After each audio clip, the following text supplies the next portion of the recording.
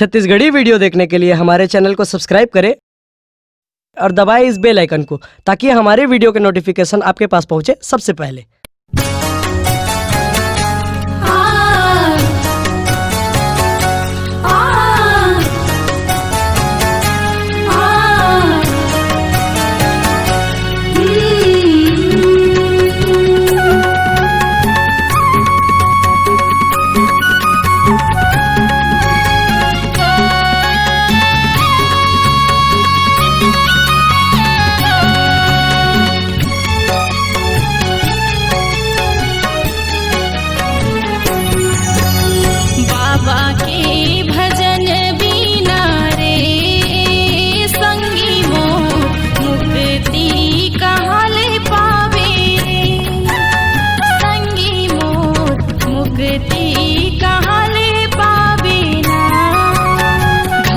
के भजन बिना रे संगी मोर मुक्ति कहले पावे ना ग भैया मोर मुक्ति कहले पावे ना।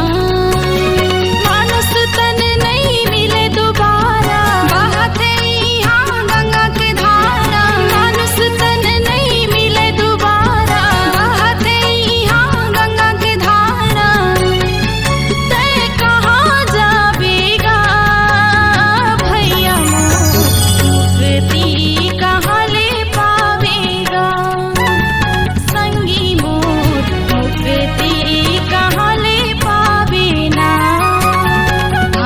के भजन बिना रे संगी मोर मुक्ति कहले पावे ना।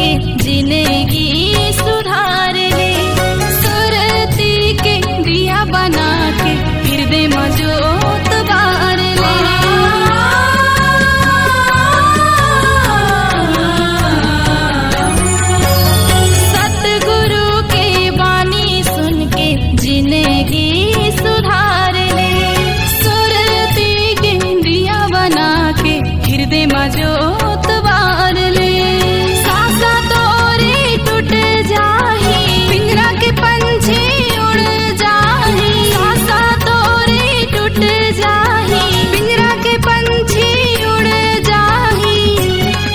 ते कहाँ जावेगा भैया मुक्ति कहले पावे ना रे संगी मोर मुक्ति कहले पावे ना।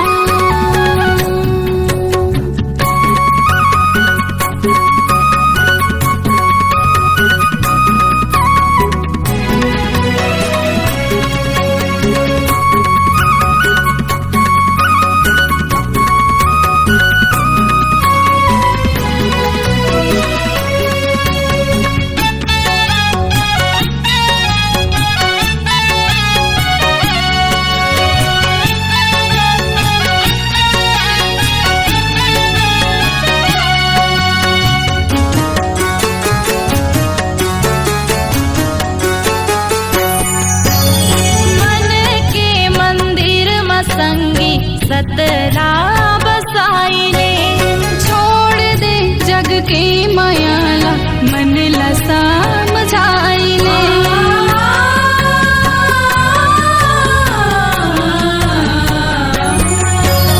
मन के मंदिर में संगी सतला बसाइले छोड़ दे जग के मायाला मन ला समझाइले। काया तोरे खाक हो जाही सब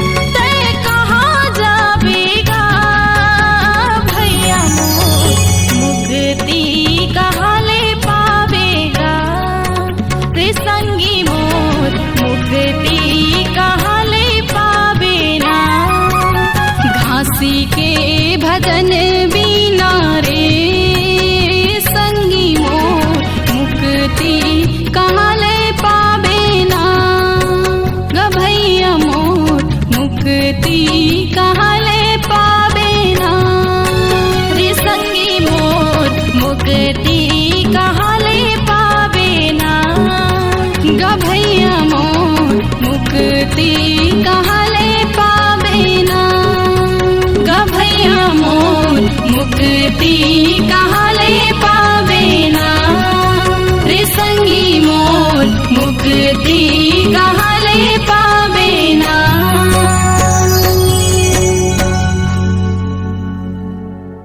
अगर आप अपनी आवाज को एक नया आयाम देना चाहते हैं तो चले आइए मल्टी ट्रैक डिजिटल रिकॉर्डिंग के लिए संपर्क करें HK म्यूजिक कंपनी, कोटा डबरी, चांपा, छत्तीसगढ़।